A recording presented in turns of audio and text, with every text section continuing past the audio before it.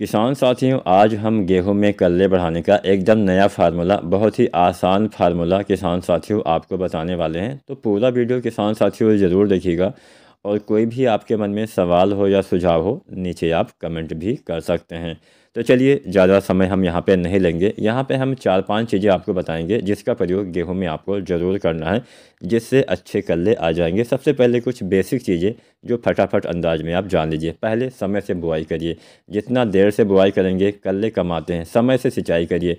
पहला पानी काफ़ी महत्वपूर्ण होता है और पहला पानी आपको समय से ज़रूर लगाना। उसके बाद भी सिंचाई करनी है, लेकिन पहला पानी हम लगाते हैं जड़ अवस्था में, जो अवस्था 20-25 दिन पे आ जाती है। इस अवस्था में अगर आप सिंचाई नहीं कर पाते हैं या फिर बहुत ज़्यादा पानी भी भर देते हैं, मतलब पानी की कमी हो जाती है या ज़्यादा पानी हो जाता है, दोनों अवस्थाओं में नुकसान आपका ही होने वाला है। तो ना तो बहुत ज़्यादा पानी लगाइए पहला वाला, और ना ही बहुत कम पानी लगाइए, और ना ही किसान साथियों देर से पानी लगाइए। ये तीनों कंडीशन आपके लिए घातक हो सकती हैं।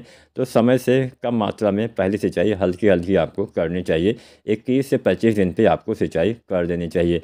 समय से ही आपको खादों का इस्तेमाल करना है। बेहतर पैदावार पाना है तो समय का विशेष ध्यान देना है। चलिए जानते हैं कल्ले बढ़ाने के वो 4-5 तरीके हम कौन से अपना सकते हैं। सबसे पहला तरीका, आप ग्रोथ प्रमोटर का इस्तेमाल करिए। अब ग्रोथ प्रमोटर तो बहुत तरह से आते हैं, हम यहाँ पे सागरिका की बात करेंगे। आप चाहें तो जो भी आपको अच्छा लगे उसका इस्तेमाल करिए। तो यहाँ पे सागरिका इफ़को कंपनी का एक सामान है, इफ़को कंपनी द्वारा बनाया जाता है। और सागरिका आता है 3 तरह से। एक आता है सागरिका Z++, एक आता है सागरिका गोल्ड, एक आता है सागरिका तरल यानी लिक्विड रूप में।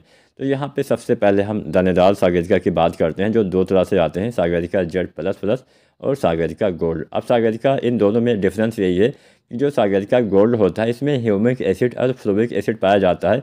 अब इससे ये होता है कि जड़ों का विकास और तेज़ी से होता है। बाकी कोई ज़्यादा डिफरेंस इन दोनों में नहीं है। तो जो सागरिका दानेदार आता है, ये काम यही करता है कि पौधे में वृद्धि वाले जो हार्मोन्स होते हैं उसमें वृद्धि करता है। पौधे में भोजन बनाने की क्षमता को बढ़ाता है। पौधे में कल्ले बढ़ाने में मदद करता है। पौधे में कल्ले निकालने में मदद करता है। पौधे में जड़ विकास में सहायता करता है, मतलब समुचित विकास में। इसमें बहुत सारे माइक्रो न्यूट्रिएंट्स पाए जाते हैं। कई बार इनकी कमी से भी पौधे का विकास नहीं हो पाता है। तो यहाँ पे सागरिका दानेदार कब डालना होता है? बुआई के समय डालिए। लगभग आप 10 किलो बुआई के समय कोई भी एक आप इस्तेमाल करिए, चाहे सागरिका Z++, चाहे सागरिका गोल्ड। दोनों में से कोई एक बुआई के समय 10 किलो के हिसाब से आप इस्तेमाल करिए। या फिर आप बुआई के समय ना डाल पाए हो तो एक सप्ताह, बुआई के 1 सप्ताह या 10 दिन के अंदर आप 10 किलो मात्रा 1 एकड़ के हिसाब से डालेंगे तो अच्छा लाभ मिलेगा। सागरिका लिक्विड हम डालते हैं कल्ले निकलते समय और बालियाँ आने से पहले।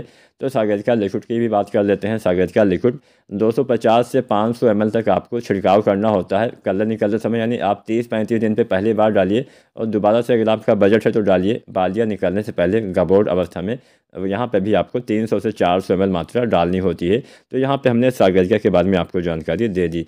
अब इसके साथ साथ हम जब पहला पानी लगाते हैं, वैसे तो बुआई के समय आपको 55 किलो DAP डालना होता है, साथ में 20 किलो या 25 किलो यूरिया डालना होता है। सिंचित अवस्था में यूरिया डालिएगा, सिंचित अवस्था नहीं है तो यूरिया आप हटा भी सकते हैं। और पोटास आपको 25 से 30 किलो, ये बुआई के समय ये 3 खादें डालनी होती है। उसके बाद में पहले पानी पे आपको यूरिया डालना होता है 1 बैग के आसपास, यानी 40-45 किलो यूरिया पहले पानी पे डालिए। अब यूरिया के साथ में आप डालिए सल्फ़र। जो सल्फ़र आता है 90% वाला, 4 से 5 किलो। सल्फ़र डालने से आपके पौधे में नाइट्रोजन की क्षमता को बढ़ा देता है सल्फ़र, जिससे पौधे को ज़्यादा नाइट्रोजन मिलने से हरियाली, ग्रोथ अच्छे से होती है, कल्ले का फुटाव अच्छे से होता है। तो सल्फ़र और यूरिया डालिए। साथ में आप डालिए जिंक। जो जिंक सल्फेट आती है 33% वाली, 5 किलो या 6 किलो डालिए, या 7 किलो तक डाल सकते हैं।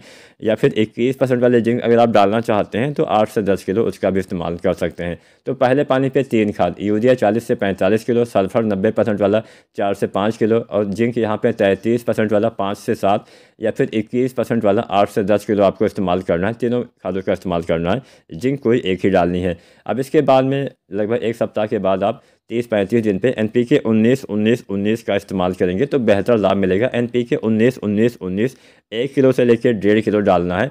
तो ये बस 4-5 चीज़ें आपको ध्यान देना है। सागरिका दानेदार या सागरिका लिक्विड, दोनों में से किसी एक का ही प्रयोग करना है। ऐसा नहीं कि आपने बुआई के समय दानेदार भी डाल दिया और बाद में आप लिक्विड भी डालेंगे। दोनों नहीं डालना है, पैसा बर्बाद नहीं करना, केवल एक ही सागरिका का इस्तेमाल करना है। वीडियो और जानकारी पसंद आई हो तो लाइक शेयर करना। उम्मीद करते हैं कल आपके ज़रूर अच्छे आएंगे। वीडियो देखने के लिए आपका धन्यवाद।